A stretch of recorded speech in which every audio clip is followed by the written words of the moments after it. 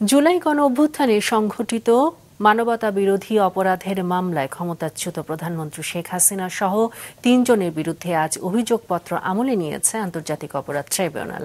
পলাতক অভিযুক্তদের বিরুদ্ধে গ্রেফতারি পরোয়ানা জারি করা হয়েছে। দেশের ইতিহাসে প্রথমবারের মতো সরাসরি সম্প্রচারের মধ্য দিয়ে আন্তর্জাতিক অপরাধ ট্রাইব্যুনালে সাবেক প্রধানমন্ত্রী শেখ হাসিনা সহ ৩ জনের বিরুদ্ধে আনিত অভিযোগের সারসংক্ষেপ পড়লেন প্রসিকিউটরেরা।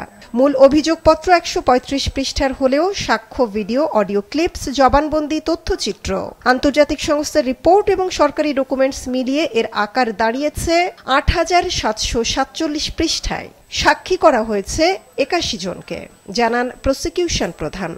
মাননীয় আদালতে বিচার অতীতের প্রতিশোধ নয়, এটি ভবিষ্যতের জন্য একটি প্রতিজ্ঞা। আমরা প্রমাণ করতে চাই একটি সভ্য সমাজ যেখানে গণতন্ত্র এবং আইনের শাসন থাকবে। জুলাই গণঅভ্যুত্থানে আইন শৃঙ্খলা বাহিনী ও আওয়ামী লীগের বিভিন্ন অঙ্গ সংগঠনকে হত্যাকাণ্ডে উস্কানি দেওয়া, হেলিকপ্টার, ড্রোন ও প্রাণঘাতী অস্ত্র ব্যবহার করে আন্দোলনকারীদের হত্যার সরাসরি নির্দেশ, আলোচিত আবু সাইদ চাংখারপুল এবং আশুলিয়া হত্যাকাণ্ড সহ মোট ৫টি অভিযোগ আনা হয় শেখ হাসিনা, সাবেক পররাষ্ট্রমন্ত্রী আসাদুজ্জামান খান কামাল এবং সাবেক আইজিপি চৌধুরী আব্দুল্লাহ আল মামুনের বিরুদ্ধে।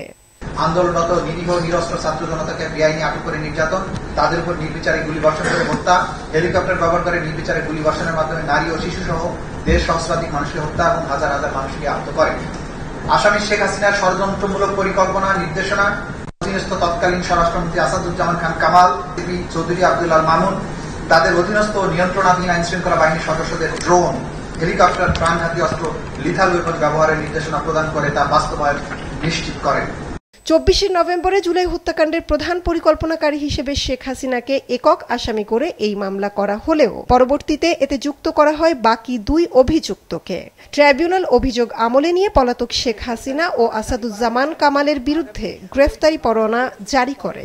১৬ জুন আসামিদের উপস্থিতি এবং আসামিদেরকে গ্রেফতার করে হাজির করার জন্য নির্দেশ দেওয়া হয়েছে। জুলাই আগস্ট হত্যাকাণ্ড সহ আন্তর্জাতিক অপরাধ ট্রাইব্যুনালে শেখ হাসিনার বিরুদ্ধে মোট ৩টি মানবতা বিরোধী অপরাধের মামলা হয়েছে। শেখ হাসিনার বিরুদ্ধে অভিযোগপত্র দায়েরের মধ্য দিয়ে প্রসিকিউশন তাদের বিচার প্রক্রিয়ার প্রাথমিক কাজ অনেকটাই সম্পন্ন করল। অভিযোগপত্রের শুরুতে প্রসিকিউশন বলেছে, এই বিচার অতীতের কোনো প্রতিশোধ নয়, বরং ভবিষ্যতে ন্যায় বিচার প্রতিষ্ঠার প্রতিজ্ঞা। এই বিচার হবে আবেগশূন্য, তদন্ত সাপেক্ষ এবং ন্যায্যতার ভিত্তিতে।